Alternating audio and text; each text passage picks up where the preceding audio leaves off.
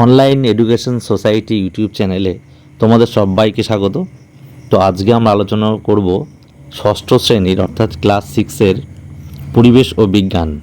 আজকের চতুর্থ অধ্যায়ের গুরুত্বপূর্ণ যে সমস্ত 26টি প্রশ্ন আলোচনা করা হবে সেগুলি খুবই গুরুত্বপূর্ণ। সেকেন্ড ইউনিট টেস্টে তোমাদের এই 26টা প্রশ্নের মধ্যে অবশ্যই আসবে, তোমরা দেখে যেও। চতুর্থ অধ্যায় শিলা ও খনিজ পদার্থ।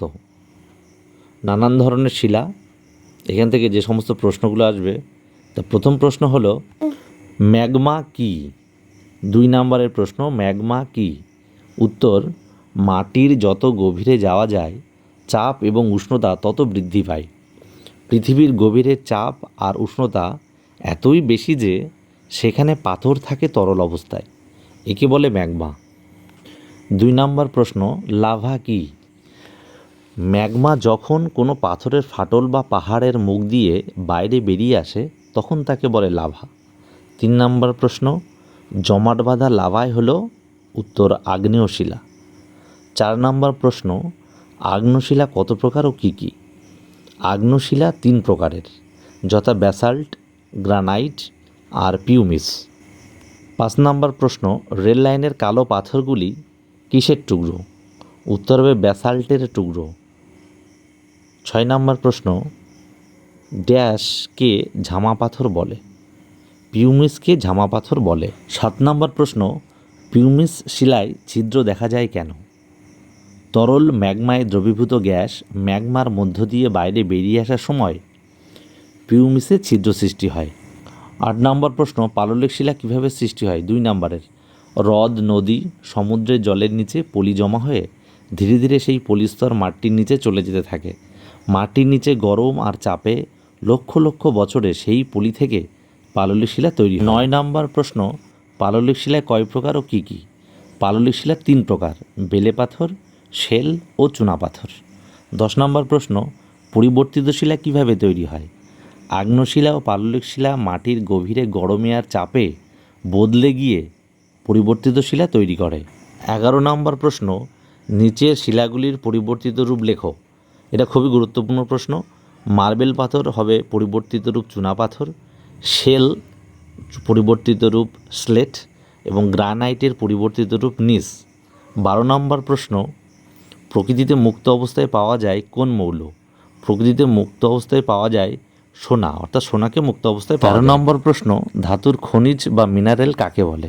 উত্তর, প্রকৃতিতে বিভিন্ন ধাতুর নানান যৌগ বালি, মাটি ইত্যাদির সঙ্গে মিশে থাকা অবস্থায় পাওয়া যায়, এদের ধাতুর খনিজ বা মিনারেল বলে।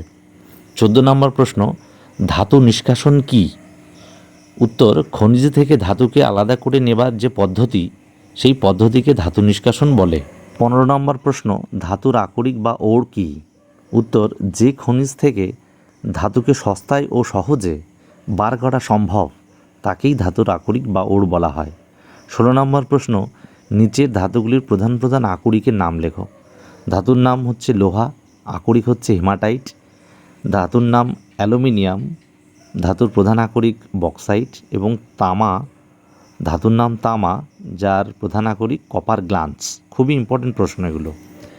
17 নম্বর প্রশ্ন, কাঁসা বা পিতল এরা ধাতু নয়, এরা হলো ড্যাশ ধাতু, তাহলে এরা হচ্ছে মিশ্র ধাতু।